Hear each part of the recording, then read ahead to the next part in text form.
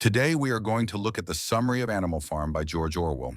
The novel is a political allegory that explores themes of power, corruption, and inequality through the story of animals who take control of a farm.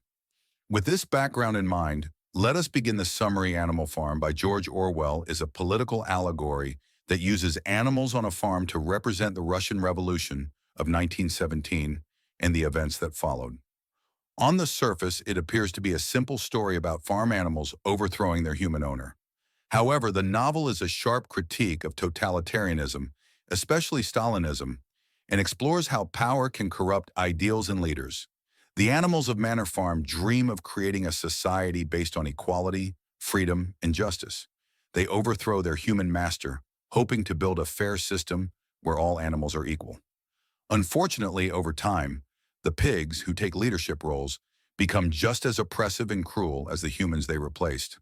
The novel demonstrates how revolutions can fail when leaders become corrupt and manipulate the masses. Chapter 1. Old Major's Dream and the Idea of Revolution. The story begins at Manor Farm, owned by a careless and often drunk farmer named Mr. Jones. One night, the animals gather secretly in the barn because Old Major, an old and respected boar, wants to share an important dream.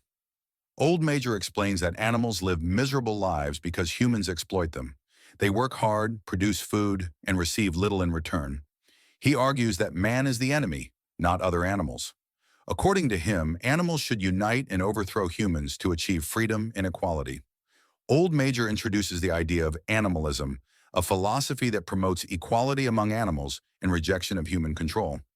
He teaches them a song called Beasts of England, which speaks of a future where animals will live free from tyranny. The song inspires hope and unity among the animals. Old Major dies shortly after this meeting, but his ideas deeply influence the animals and plant the seeds of rebellion. Chapter 2. The Rebellion and the Rise of the Pigs. After Old Major's death, two pigs, Napoleon and Snowball, emerge as leaders. Along with another pig named Squealer, they develop Old Major's ideas into a structured system called animalism. At first, most animals do not fully understand animalism, but the pigs explain it in simple terms. The rebellion happens sooner than expected when Mr. Jones neglects the animals, leaving them hungry. Enraged, the animals attack Jones and drive him off the farm. The farm is renamed Animal Farm, symbolizing a new beginning. The pigs write 7 commandments on the barn wall, summarizing animalism. The most important commandment states, all animals are equal. At this stage, the animals feel hopeful and united. They believe they have achieved freedom and equality. Chapter 3. Early Success and Growing Differences. The animals work harder than ever, but now they work for themselves, so they are happy. The harvest is successful, and life seems improved. The pigs take on leadership and decision-making roles because they are the most intelligent. They do not perform physical labor, claiming they are busy managing the farm. Other animals accept this without question. Two pigs, Snowball and Napoleon, begin to show differences in leadership style. Snowball is energetic, intelligent, and passionate about improving the farm. Napoleon is quieter, more secretive, and focused on gaining power. The pigs secretly take the milk and apples for themselves, claiming they need them to stay healthy and lead effectively. Squealer, a persuasive speaker, convinces the animals that this sacrifice is necessary. This is the first sign of inequality. Chapter 4. Battle of the Cowshed. Mr. Jones attempts to retake the farm with the help of neighboring farmers. The animals, led by Snowball, successfully defend Animal Farm in the Battle of the Cowshed. Snowball proves himself a brave and capable leader during the battle.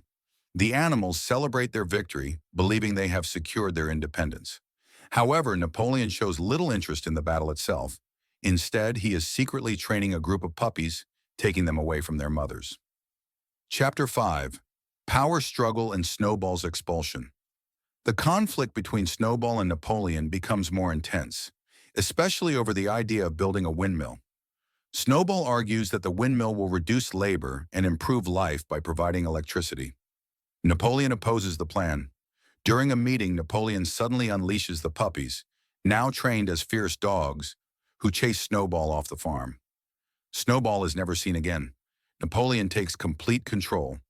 He announces that there will be no more meetings, and all decisions will be made by the pigs. The animals are shocked but accept this change out of fear. Later, Napoleon supports the windmill idea, claiming it was his plan all along.